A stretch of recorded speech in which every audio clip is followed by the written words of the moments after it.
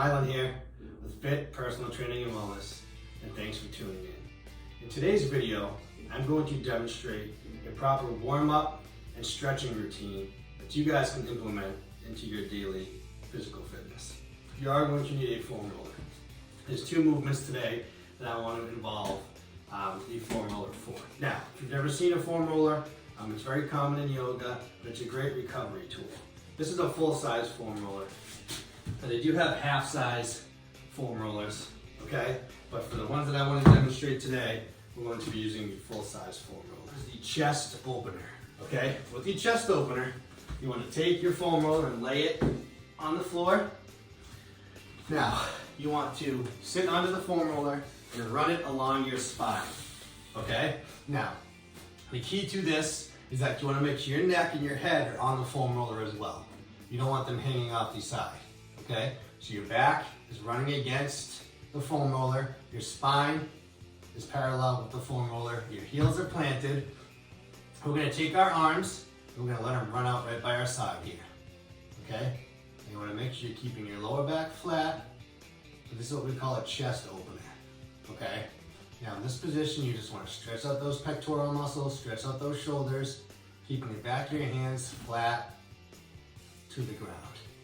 Now, in this position, if you decide you do want to roll to either side a bit, you get those scapular muscles rolled out. Okay, you want to just open up that chest, keeping those arms open. I like to stay here for about a minute, okay? Now, the second part of this movement, okay, is called the snow angel. Now in the same position, you're now going to take your hands that are by your side, you're going to bring them up, top of your head, back down by your side. Come up, and back down. Now you should feel those muscles in between your shoulder blades activating as you rotate up and down. So just like if you're outside in the snow. Now I know in Florida you guys don't get that much snow, but I'm from New England, so I've done my fair share of snow angels, okay? Now, just to give you a side view, okay?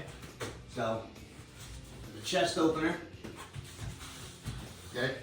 Make sure that you're running your spine along the foam roller, keeping that back flat, okay? Now it's important that you keep your head and your neck resting on that foam roller as well. Now, snow angels, bring your arms up and back down. Making that snow angel motion. Now again, the regular chest opener like to stay there for about a minute, anywhere between 30 seconds to a minute. Now, with the snow angels, you can do about 10 rotations.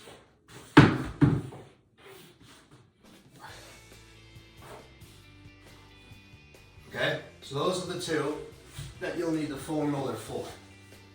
Again, if you don't have a foam roller, that's okay. Only two today will incorporate that. Now, the next one we're going to do is called a single knee to the chest. This is real good for the hip flexors and for the hamstrings. So you're going to lay on your back, okay? I'm going to start with my right knee. You're going to take your left leg and keep it completely straight. Keep your lower back flat. You want to pull in the top of your knee to your chest. Okay, now nice and controlled. Not everybody has the same amount of flexibility. So what you want to do is make sure you're working within your guidelines. Everybody's flexibility is different, so you want to make sure that you're working nice and controlled as you draw that knee in and pull that knee into your chest. Okay, we're going to go for 30 seconds, and we'll switch to the other side. Okay, so now my right leg is straight. Now, another key point to focus on is to make sure your toes are pointing up. Pull that knee in, keep that lower back flat, stretching out that hip flexor.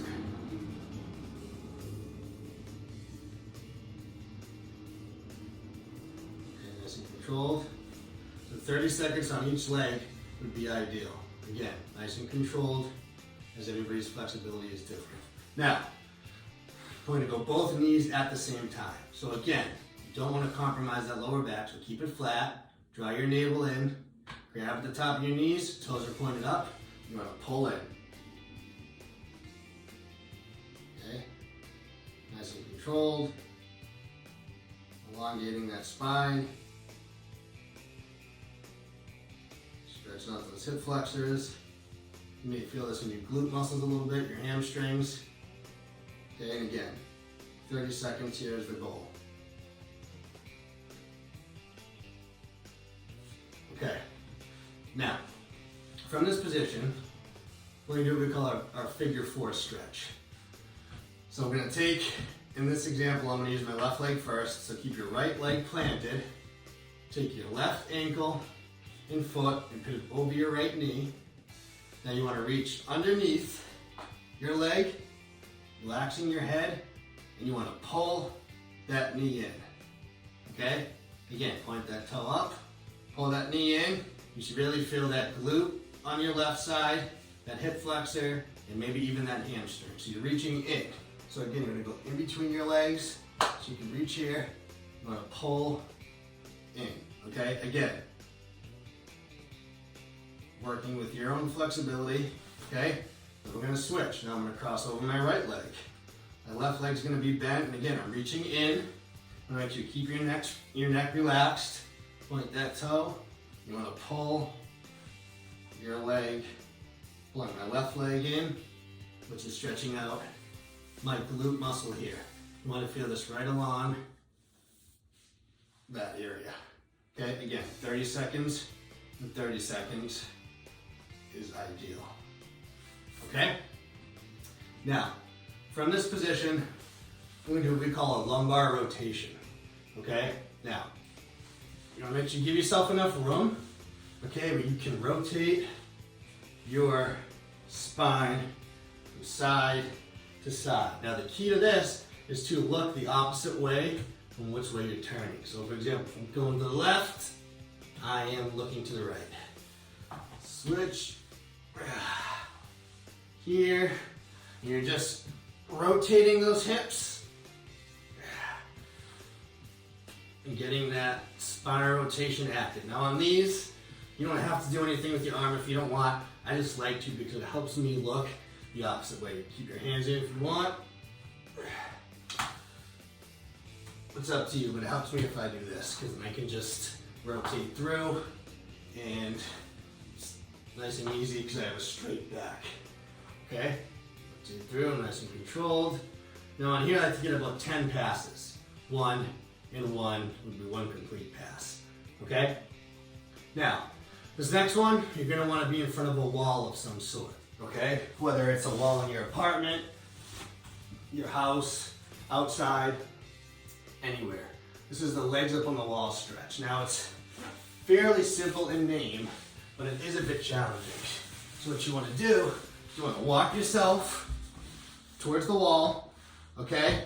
Keeping your back flat, keeping your toes pointed behind us and your legs are straight. The goal is that we want to try to bring our butt as close to the wall as we can while keeping our legs straight. It's a great hamstring stretch. Okay, you just want to hang out here. About 30 seconds.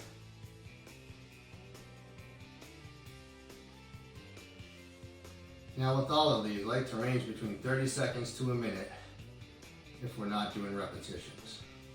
You can also time the spinal rotation ones as well and do them 30 seconds if you'd like. But you want to stay here. The blood's coming down on those quads, okay? And those hamstrings are stretching. Now, the more you point your toes, the more you're going to feel that in your calves and the back of your hamstrings, okay? Now you can come down. Okay, so now those legs should be feeling pretty loose at this point, all right? Now the last one that I want to do, and I have demonstrated in previous videos, but it's a real good activation, is called a bird dog, okay? So, we're going to be on our hands and knees, okay? You want to pinch those shoulder blades back a little bit because you want your back straight. You don't want to round. Draw your navel in. You want to bring your right arm forward, your back leg is pointing backward. You turn back, and alternate. Here and here, nice and controlled. We're not going too fast, and we're not in a race, okay? Work at your own pace. Most importantly, making sure that form is correct, okay? Now, with this warm-up, you can go through it anywhere between 1 time to 3. Depending on how sore I am, how tight I am in a given day, I may go through this 3 times. So what I would recommend is go through it once, see how you feel. If you still feel a little tight, go ahead and go through it a 2nd time, and then you can see how you feel if you're out for a 3rd time. Now, even on a day that you're not working out, you just feel really tight or really sore, you worked out, the day before, you feel some muscle soreness, some muscle fatigue, some muscle tightness, you can do this routine to try to warm up and get loose. Okay?